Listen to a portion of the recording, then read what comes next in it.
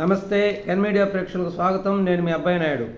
ఈరోజు ప్రధాన దినపత్రికలో వార్తలను కానీ విశ్లేషించుకున్నట్లయితే, ప్రధానంగా ఈనాడు దినపత్రికను కానీ తీసుకున్నట్లయితే, చంద్రబాబు నాయుడు గారు 3 రోజుల పర్యటనకి ఉత్తరాంధ్ర పర్యటన పెట్టుకోవడం జరిగింది. నిన్న ఉత్తరాంధ్రలో పర్యటించి భోగాపురం విమానాశ్రయం కానీ అనేకదిగా పర్యటన చేయడం జరిగింది. మొట్టమొదటిగా ప్రగతికి పునాది భోగాపురం అంతర్జాతీయ విమానాశ్రయం నా కళ, 2026 జూన్ నాటికి సాకారం చేస్తా. ఎయిర్పోర్ట్ నిర్మాణంపై సమీక్షలు సీఎం చంద్రబాబు. విజయనగరం జిల్లా భోగాపురంలో అంతర్జాతీయ విమానాశ్రయం నిర్మాణం తన కళని అది సాకారం చేసుకునే అవకాశం ఇప్పుడు వచ్చిందని ముఖ్యమంత్రి చంద్రబాబు నాయుడు గారు పేర్కొన్నారు. అప్పుడు 2014 నుంచి 19 మధ్యలోనే 2015లో అప్పుడు జిఎంఆర్కి ఈ భోగాపురం ఎయిర్పోర్ట్ పనులు అప్పచెప్పినప్పటికీ తర్వాత వచ్చిన ప్రభుత్వం దాన్ని పూర్తిగా అటకెక్కించడం వల్ల దాని పనులు కుంటుపడి ఇంతవరకు అది పూర్తి కాలేదు. జిఎంఆర్ సంస్థ ఎయిర్పోర్ట్ నిర్మాణంలో చాలా ప్రావీణ్యం సంపాదించింది.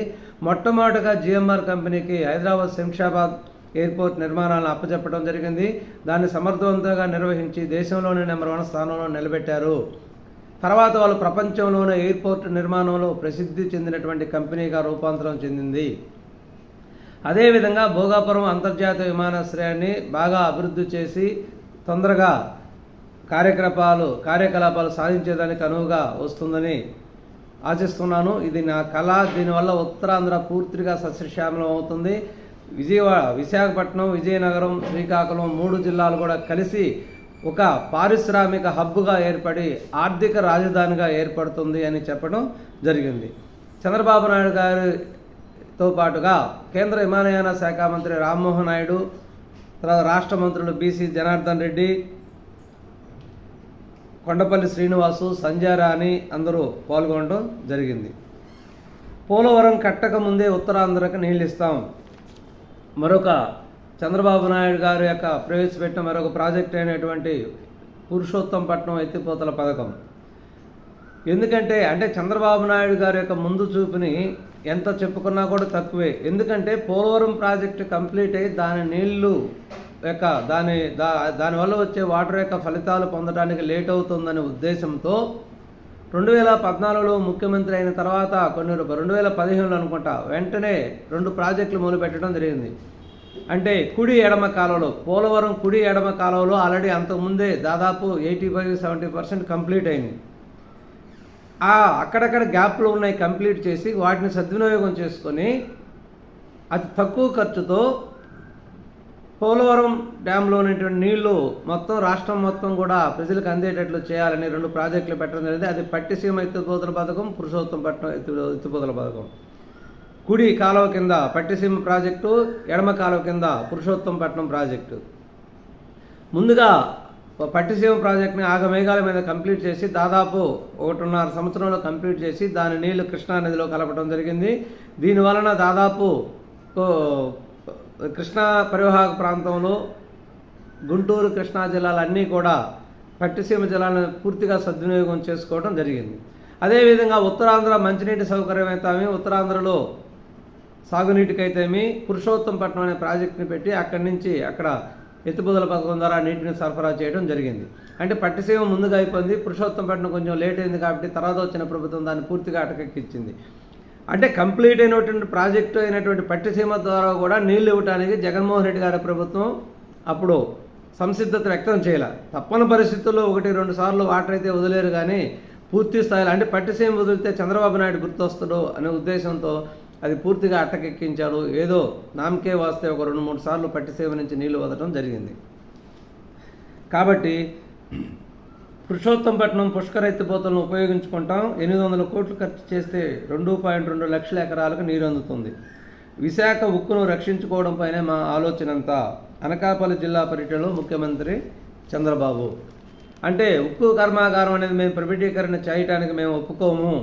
ఇంతకుముందు వాజ్పేయి ప్రభుత్వంలో కూడా ఆ ప్రస్తావన వచ్చినప్పుడు నేనే అడ్డుకొని వాజ్పేయి గారితో మాట్లాడి దాన్ని ఆపించడం జరిగింది అని చెప్పడం జరిగింది. అదే సమయంలో ఉక్కు కర్మాగారంలో విశాఖ ఉక్కును ప్రైవేటీకరించం కుమారస్వామి కేంద్ర ఉక్కు శాఖ మంత్రి. అదే సమయంలో విశాఖ ఉక్కు పరిశ్రమను కేంద్ర ఉక్కు శాఖ మంత్రి కుమారస్వామి, సహాయ మంత్రి శ్రీనివాస్ వర్మ అధికారులతో కూడా పర్యటించడం జరిగింది. కుమారస్వామి చెప్తూ ఉక్కు కర్మాగారంలోని WRM-2 విభాగంలో ఉత్పాదన వివరాలను కేంద్ర మంత్రి కుమారస్వామికి వివరిస్తున్నటువంటి అధికారులు. చిత్రంలో ఎంపీ శ్రీ భరత్, ఉక్కు శాఖ సహాయ మంత్రి భూపతిరాజు శ్రీనివాస్ వర్మ, CMD అతుల్ భట్ తదితరులు.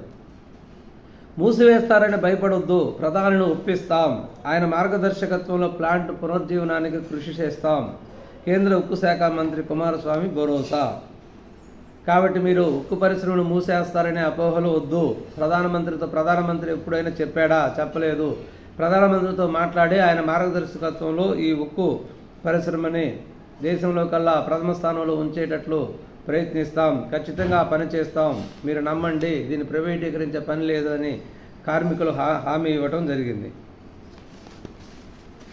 రాష్ట్ర ప్రభుత్వ వాటా 10%కు తగ్గించేలా కేంద్రాన్ని కోరుతాం, రహదారుల నిర్మాణం చేపట్టే బాధ్యత తీసుకుంటా పంచాయతీరాజ్ గ్రామీణాభివృద్ధి శాఖ మంత్రి పవన్ కళ్యాణ్. పంచాయతీరాజ్ శాఖ మంత్రి పవన్ కళ్యాణ్ గారు నిన్న అధికారులు, అదేవిధంగా AIB బ్యాంకు అధికారులతో అందరితో కలిసి మీటింగ్లో పాల్గొని రహదారుల నిర్మాణం చేపట్టే బాధ్యత తీసుకొని వాటిని త్వరగా కంప్లీట్ చేయాలని చెప్పడం జరిగింది. ఈ రహదారుల నిర్మాణంలో రాష్ట్ర ప్రభుత్వ వాటా 10% తగ్గించేలా కేంద్రాన్ని కోరుతాం. ఎందుకంటే యాక్చువల్గా పంచాయతీల్ని, గ్రామీణ ప్రాంతాలని పూర్తిగా రెక్కలు విరిచేశాడు జగన్మోహన్ రెడ్డి గారు. ఎందుకంటే ఇదొక ప్రధానమైన సబ్జెక్టు.